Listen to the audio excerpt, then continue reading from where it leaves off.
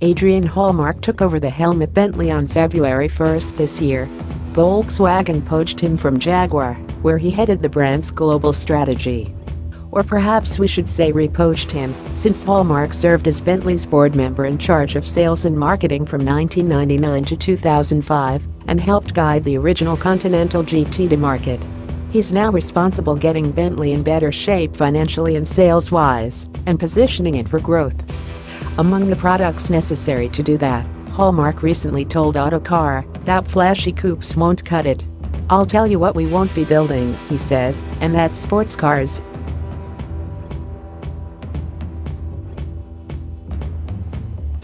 That means we can forget about the gorgeous EXP 10-speed 6 coupe that had a rumored place in the lineup after a sub-Bentley Cuff and the EXP 12-speed 6E battery electric convertible. Hallmark cited a few issues with the segment, the first being that the segment hasn't yet recovered from the recession, and the buyer demographic that's left goes up in age every year, clearly a losing game. The kinds of younger buyers who would buy Bentleys, athletes and entertainers, are deterred from the purchase by contractual limitations like injury clauses or aversion to paparazzi photos. As well, in China, wealthy buyers get SUVs or limousines, but Hallmark believes Bentley hasn't adopted the proper strategy there to take advantage.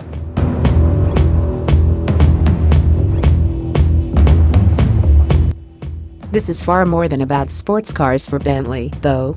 A recent article in German newspaper Handelsblatt outlined a number of situations the carmaker needs to rectify, including the finding that Bentley's losing money hand over fist instead of racking up the hefty margins more typical of the class.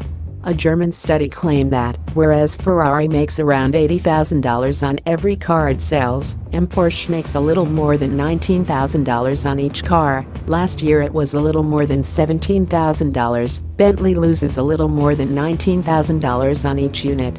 The English manufacturer has posted an operating loss of roughly $92 million through the first 6 months of 2018, the latest figures in a decline that began in 2014. That financial timeline, however, coincides with Bentley's $1.1 billion investment in new technologies, which the carmaker cites as the reason for profitability woes.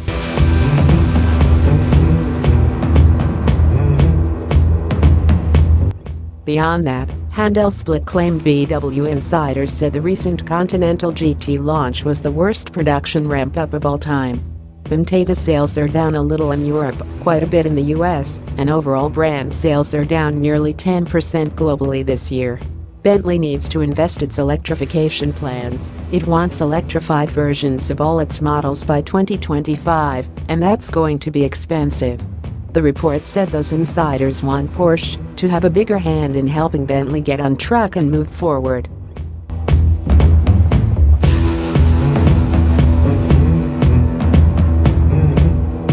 That would tie in well with Hallmark's experience too, since he did a stint in charge of Porsche UK.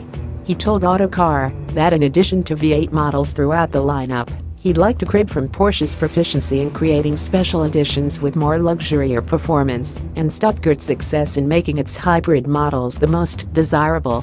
Bentley wants to crack 15,000 to 20,000 units globally. The most it has achieved in the past 5 years is around 11,300.